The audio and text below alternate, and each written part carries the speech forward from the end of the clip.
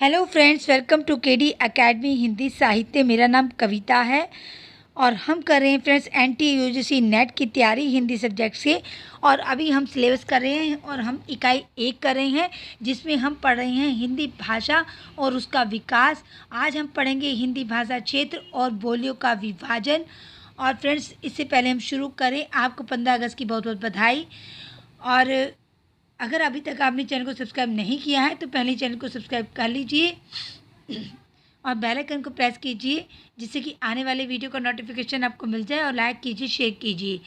और फ्रेंड्स, सबसे पहले आपका इस चैनल पर जुड़ने के लिए बहुत बहुत धन्यवाद। और चलिए शुरू करते हैं। आज हम पढ़ेंगे हिंदी भाषा क्षेत्र और बोलियों का विभाजन, कि हिंदी भाषा के कितना क्षेत्र है और इसकी बोलियाँ कितनी है। तो चलिए शुरू करते हैं।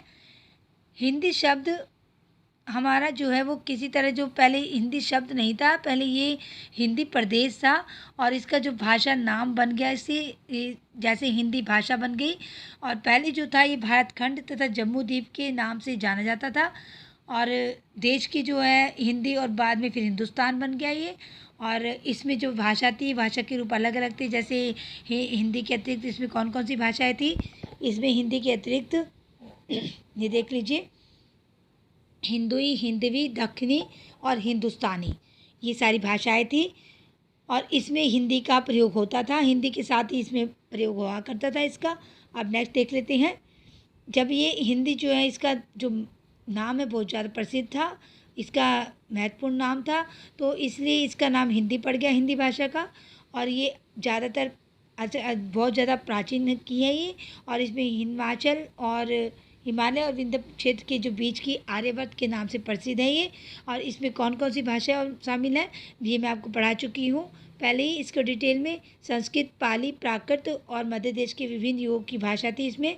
और शौरसेन या भ्रंश का प्रचार हुआ इसमें। और शौरसेन या भ्रंश आगे चलकर क्या बनी, हिंदी का रूप। तो जो शौरसेन या भ्रंश से ही हमारी हिंदी बनी है। नेक्स्ट देख लेते हैं। हिंदी साहित्य के इतिहास में हिंदी शब्द का अर्थ जो है वो बिहार, मतलब हिंदी कहाँ कहाँ बोली जाती है, बिहार, उत्तर प्रदेश, मध्य प्रदेश, राजस्थान, दिल्ली तथा पंजाब और हिमाचल प्रदेश के कुछ भागों में बोली जाती है ये। और उर्दू जो है, उर्दू को छोड़कर सभी जो भाषाएं या बोलियां हैं वो हिंदी में ही समाहित है। और इसकी 5 उपभाषाएं हैं हिंदी की और 18 बोलियां हैं। इसको याद जरूर कर लीजिए कि हिंदी की 5 उपभाषाएं हैं और 18 बोलियां हैं। नेक्स्ट देख लेते हैं। हिंदी भाषा की जो डिवाइड किया है, इसमें सबसे पहले जो है राजस्थान की उपभाषा, उसमें कौन कौन सी है। राजस्थान की उपभाषा में 4 बोलियां आती है, मेवाती, मालवी, हाड़ोली, मतलब हाड़ोली का दूसरा नाम जयपुरी है। और मारवाड़ी, मारवाड़ी का दूसरा नाम मेवाड़ी है। और ये कहाँ बोली जाती है सारी भाषाएं, बोलियां, राजस्थान की उपभाषाएं ये। नेक्स्ट देख लेते हैं, दूसरा विभाजन किस में किया है, पश्चिमी उपभाषा में क्या है और इसकी बोलियां कौन सी हैं। 4 विभाजन तो हमारे इसमें राजस्थान में आ गए हैं और 5वें विभाजन से हमारे पश्चिमी उपभाषा में आए हैं, जो कि 18 बोलियों में इसको माना गया है। 5 उपभाषा और 18 बोलियां। 4 तो राजस्थान में आ गई हैं और 5, 6, 7, 8, 9 ये जो है हमारी पश्चिमी उपभाषा में आई हैं बोलियां। और ये कौन कौन सी है, सबसे पहले खड़ी बोली, बागरू या हरियाणवी, इसमें आपके दोनों नाम दिए गए हैं। अगर जो भी आ जाए तो आपको पता चल जाएगा कि हरियाणवी को ही बागरू कहते हैं। ब्रजभाषा, कन्नौजी, बुंदेली। अब नेक्स्ट देख लेते हैं, तीसरा विभाजन किसमें किया है, पूर्वी उपभाषा में किया है। और ये कहाँ बोली जाती है, इसका क्षेत्र कौन सा है, उत्तर प्रदेश, मध्य प्रदेश और छत्तीसगढ़। और पश्चिमी का कहाँ था, हरियाणा और उत्तर प्रदेश में। अब तीसरी की बोलियां कौन सी, तीसरे विभाजन में जो पूर्वी उपभाषा है उसमें अवधी, बघेली, छत्तीसगढ़ी ये आती हैं। अवधी, बघेली, छत्तीसगढ़ी, पूर्वी अपभ्रंश भी बोलते हैं इसको, पूर्वी उपभाषा। अब नेक्स्ट देख लेते हैं। नेक्स्ट में आपको जो ये दिया गया है 4, ये आपको मैं दिखा देती हूँ। ये मानचित्र है भाषाओं का, कहाँ क्या बोली जाती है देख लीजिए। मारवाड़ी कौन से क्षेत्र में है, बागरू कहाँ पर है, ये सब दिया गया है। इसको आप अच्छे से पढ़ लेना पॉज करके। नेक्स्ट देख लेते हैं। नेक्स्ट हमारा चौथा विभाजन किस में है, बिहारी उपभाषा में है। और बिहारी उपभाषा में कौन कौन सी बोली आती है और इसका क्षेत्र देख लीजिए।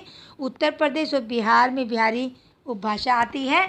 और बोलियाँ कौन कौन सी है इसकी बोलियाँ हैं, 13वीं बोली आ जाएंगी इसमें।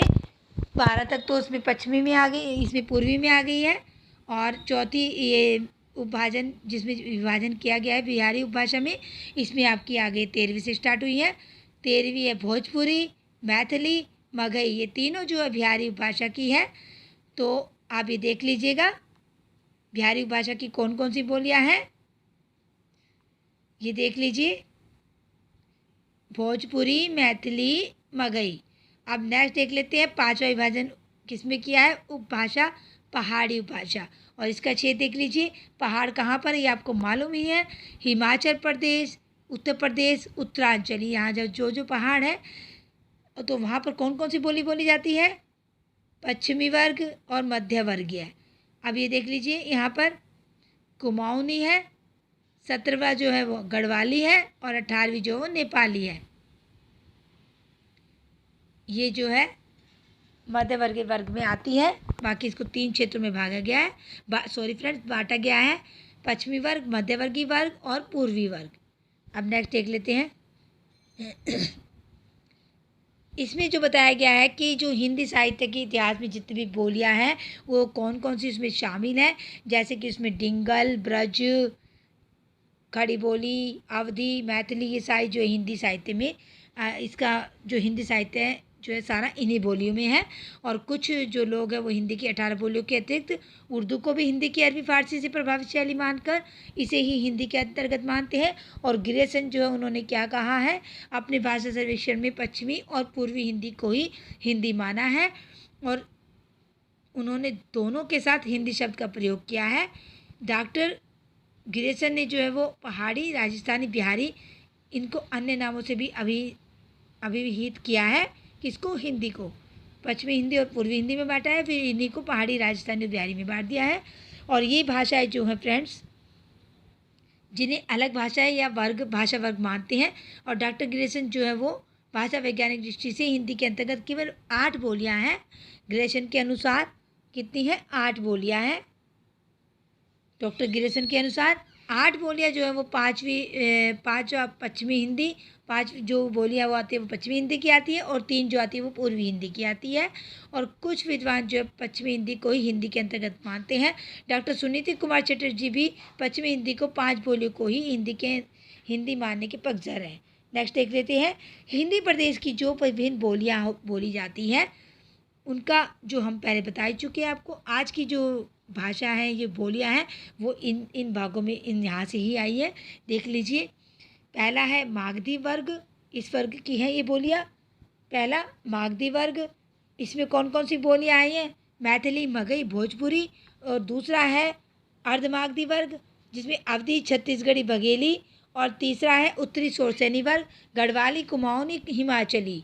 और चौथा है मध्य शोरसैनी वर्ग, खड़ी बोली, ब्रज, बुंदेली और निमाड़ी। यह पश्चिमी हिंदी के निकट है, राजस्थानी जो है।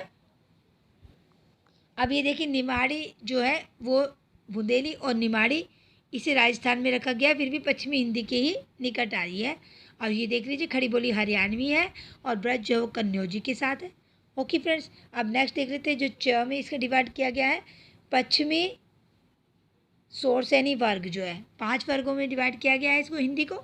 मारवाड़ी इसकी प्रमुख बोलियां हैं, बीकानेरी, बागड़ी, शेखावटी, मेवाड़ी और मेवाती, अहिरवाटी। इसमें हड़ौती, जयपुरी, अजमेरी आदि बोलियां आती हैं। और हिंदी भाषा प्रदेशों को भाषा और बोलियों की दृष्टि से 5 क्षेत्रों में विभक्त किया गया है।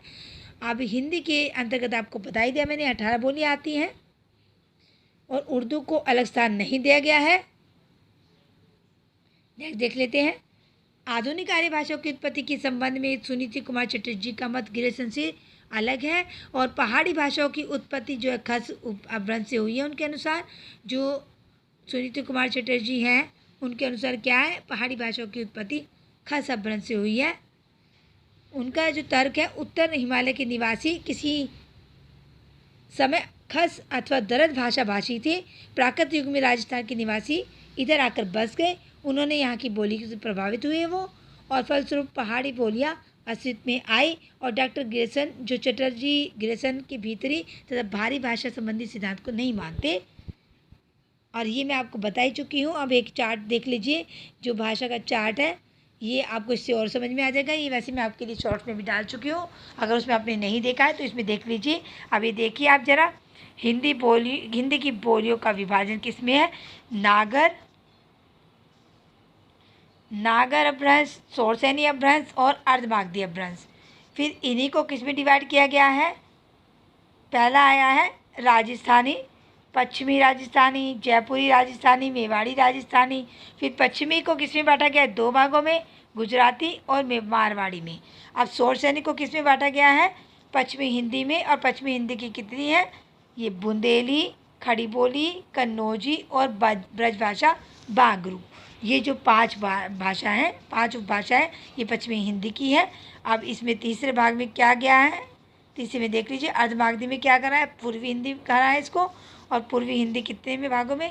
हिंदुस्तानी या नागरी हिंदी, अवधी बघेली, छत्तीसगढ़ी। ये वैसे ज़्यादातर पूर्वी हिंदी जो है 3 भागों में है, अवधी बघेली, छत्तीसगढ़ी, लेकिन हिंदुस्तानी या नागरी हिंदी भी इसमें आ गई है। अब नेक्स्ट देख लेती है, ये पश्चिमी मागधी जो है वो किस में डिवाइड किया गया है? पश्चिमी को बिहारी में। 4 से ज़्यादा और आपको समझ में आ जाएगा। बिहारी की 3 बोलियाँ हैं, मगही, मैथिली और भोजपुरी। फिर पहाड़ी आ गया है। पहाड़ी में क्या है? पश्चिमी पहाड़ी, मध्य पहाड़ी, पूर्वी पहाड़ी। पश्चिमी पहाड़ी को 2 भागों में बांटा गया है, क्योथली, भुलुई, और मध्य पहाड़ी को कुमाऊनी और गढ़वाली, इनको भी 2 में। पूर्वी पहाड़ी को नेपाली ओनली। ओके फ्रेंड्स, तो अब यहाँ तक ही आज करेंगे हम। जो नेक्स्ट है, हम बोलियों और भाषाओं की विशेषताएं, ये हम नेक्स्ट वीडियो में पढ़ेंगे। और फ्रेंड्स, अगर आपको मेरी वीडियो अच्छे लग रहे हैं तो इनको लाइक शेयर ज़रूर कीजिए, और मेरे को इससे मोटिवेशन मिलता है फ्रेंड्स अगर आप लाइक करते हैं। लेकिन मुझे लगता नहीं है फ्रेंड्स आप पढ़ रहे हैं। मैं आपको बोलना चाहूँगी, आप अगर मेरे चैनल को सब्सक्राइब करेंगे, आपको सारी वीडियो मिलेगी और सिलेबस वाइज मिलेगी, क्योंकि मैंने सारे वीडियो सिलेबस वाइज डाले हुए हैं। इसमें उपन्यास, कहानी, जितना भी है साहित्य का, और साहित्य शास्त्र इकाई 3, सब इकाइयाँ मैंने डाली हुई है। और अभी हमारी इकाई 1 चल रही है, और मैंने क्वेश्चन भी डाले हुए हैं, आदिकाल और भक्तिकाल के डाल चुकी हूँ, और अभी मैं रामकाव्य के डालूँगी। और फ्रेंड्स अभी देखिए ज़रूर, आपको इससे बहुत फ़ायदा होने वाला है। और फ्रेंड्स तब तक के लिए बाय, जब तक कि नेक्स्ट वीडियो में मिलते हैं।